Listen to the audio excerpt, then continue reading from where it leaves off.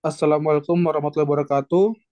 Pada kesempatan kali ini, kami dari kelompok yang beranggotakan Arya Pandu Firmansyah dengan NIM 195250116, Satria Bimantara dengan NIM 1952039, lalu ada Bagus Pribadi dengan NIM 1952003, lalu terakhir ada Dimas Ari dengan NIM 195255151 akan mempresentasikan hasil pengerjaan tugas proyek untuk mata kuliah teknologi 3D printing yang telah kami kerjakan. Lanjut, Bim. Lalu adapun untuk 3D printingnya, kami akan membuat produk sebagai cetakan untuk housing dari kapal cepat remote control. Nah, untuk desain tersebut akan dibagi menjadi 4 sesi.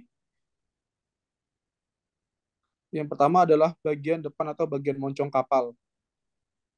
Lalu ada bagian di belakang moncong kapal, bagian tengah satu, lalu ada bagian tengah dua, dan yang terakhir sebagai buritan atau bagian ekor dari RC kapal cepat tersebut.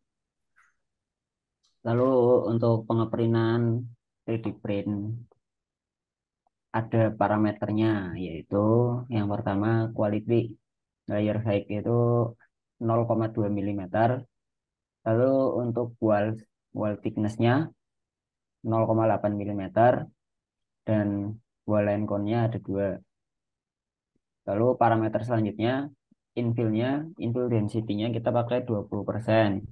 Nah, infill pattern-nya kita menggunakan yang kubik. Lalu untuk parameter selanjutnya, untuk pemanasan materialnya, printing temperaturnya ini kita menggunakan 200 Celcius dengan flow-nya 100%.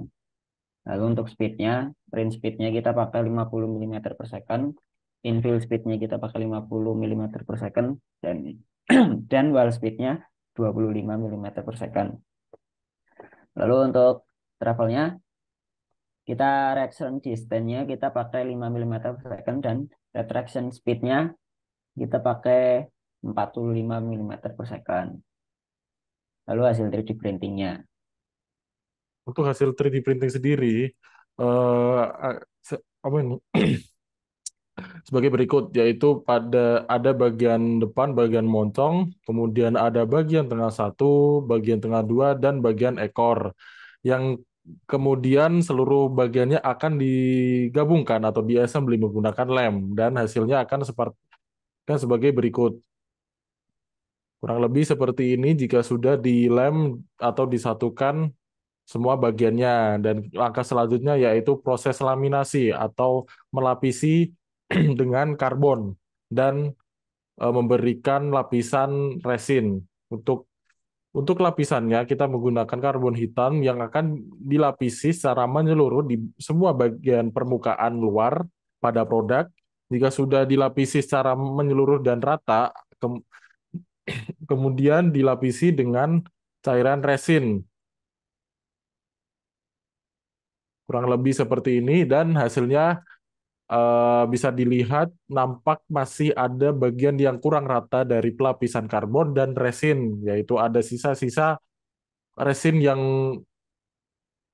permukaannya tidak rata. Kemudian langkah selanjutnya, Kemudian pada langkah selanjutnya di sini ada langkah pengamplasan. Langkah pengamplasan ini yaitu untuk menghilangkan sisa-sisa resin yang masih menempel pada produk tersebut. Ya, terlihat di sini masih banyak sekali resin-resin yang menempel pada bagian produk. Dan pada gambar ini resin sudah diamplas atau dihilangkan pakai amplas 500 sampai amplas 1500. Di sini bisa dilihat dari sisa-sisa resinnya sendiri pun sudah mulai berkurang, sudah mulai hilang. Dan ini adalah hasil dari pengamplasannya tersebut, sudah tidak ada lagi sisa-sisa resin yang menempel pada produk.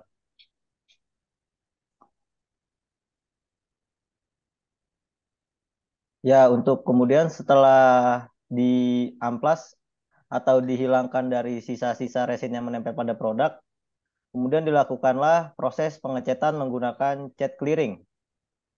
Di cat clearing ini me, apa ya, menggunakan dua kali lapisan, menggunakan dua kali lapisan 2 kali lapis lah dalam menggunakan clearing ini. Dan untuk jangka waktunya sendiri itu untuk sampai dia kering sampai 30 menit. Kemudian dia kering.